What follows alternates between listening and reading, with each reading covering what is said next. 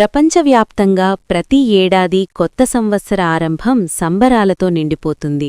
బాణాసంచా వెలుగులు, సంగీతం, వేడుకలు, శుభాకాంక్షల సందేశాలతో జనవరి 1 రోజు ప్రత్యేకంగా మారుతుంది. అయితే చాలా మందికి ఒక సందేహం తలెత్తుతుంది. కొత్త సంవత్సరం జనవరి 1వ తేదీనే ఎందుకు మొదలవుతుంది? ఈ ప్రశ్నకు సమాధానం తెలుసుకోవాలంటే సుమారు 2000 సంవత్సరాల వెనక్కి వెళ్లాలి. క్రీస్తుపూర్వం 45వ సంవత్సరంలో రోమన సామ్రాజ్యాధిపతి జూలియస్ సీజర్ జూలియన్ క్యాలెండర్ను ప్రవేశపెట్టాడు.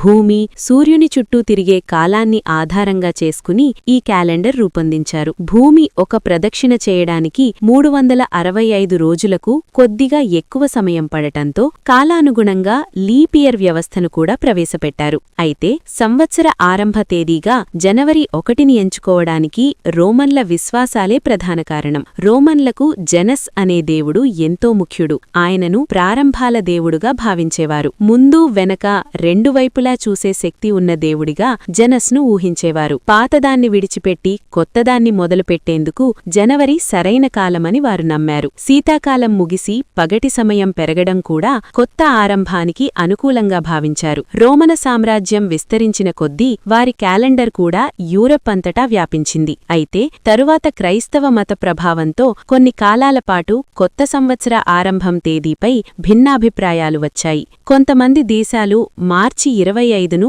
కొత్త సంవత్సర ప్రారంభంగా పాటించాయి. చివరికి 16వ శతాబ్దంలో పోప్ గ్రెగరీ 13 ప్రవేశపెట్టిన గ్రెగోరియన్ క్యాలెండర్ ద్వారా జనవరి 1నే కొత్త సంవత్సర ప్రారంభంగా మళ్లీ స్థిరపడింది. 18వ శతాబ్దంలో ఇంగ్లాండ్ కూడా ఇదే విధానాన్ని అనుసరించింది. ప్రస్తుతం ప్రపంచంలోని చాలా దేశాలు గ్రెగోరియన్ క్యాలెండర్ను అనుసరిస్తున్నాయి. భారతదేశం కూడా ఇదే క్యాలెండర్ను సాధారణ అవసరాలకు ఉపయోగిస్తుంటే ప్రభుత్వ వ్యవహారాల్లో మాత్రం శాలివాహన శకన్ను కూడా పాటిస్తోంది. ఈ విధంగా చరిత్ర, మతం, ఖగోళశాస్త్రం కలిసి జనవరి 1ను ప్రపంచవ్యాప్తంగా కొత్త సంవత్సర ఆరంభంగా నిలబెట్టాయి.